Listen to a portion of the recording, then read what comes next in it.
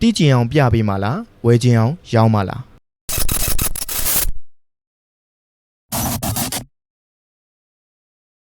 အခုလို social media မှာကြော်ညာရွာတွေအများကြီးရှိတဲ့ခင်မှာလူကြီးမင်းရဲ့ product ကတကယ်တန်တယ်တကယ်ကောင်းတယ်ဆိုတာကိုတက်တဲ့အထောက်ထားတွေနဲ့ပြသနိုင်မှုကအရန်အရေးကြီးပါတယ် product ကောင်းရုံနဲ့မလုံလောက်ပါဘူးတန်ဖိုးနဲ့အကျိုးရှိမှုတွေကိုဖော်ပြပေးခြင်းကသာဝယ်သူတွေကိုဆွဲဆောင်နိုင်မှာဖြစ်ပါတယ်တီးကျင်အောင်ပြပါတင်ရောင်းမဲ့ပစ္စည်းဒါမှမဟုတ်ဝန်ဆောင်မှုကဘာလဲဒါကိုဝယ်လာခြင်းအပြင်ဘလို့အကျိုးမြတ်တွေရရှိနိုင်မလဲ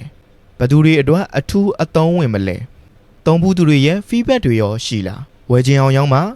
အချိန်တိုအတွင်းအကျိုးအမြတ်ရရှိနိုင်တယ်ဆိုတာပြသပါတီးတန့်လျှော်စေ promotion တွေနဲ့ customer တွေကိုစိတ်လှုပ်ရှားအောင်ပြုလုပ်ပါရှင်ပြပါတခြား product တွေနဲ့တင့်ရဲ့ product တွေမတူညီတဲ့အချက်ကဘာလဲဆိုတာကိုလူတွေကပစ္စည်းအကြောင်းသိကျင်ကြတယ်တီးတဲ့အခါမှသာဝယ်ကြမယ်ဒါကြောင့်တီးကျင်အောင်ပြပြီးဝယ်ကျင်အောင်ရောင်းမှဆိုတာကိုတင့်ရဲ့ marketing strategy မှာတတိထားသုံးဖို့လိုပါလိမ့်မယ်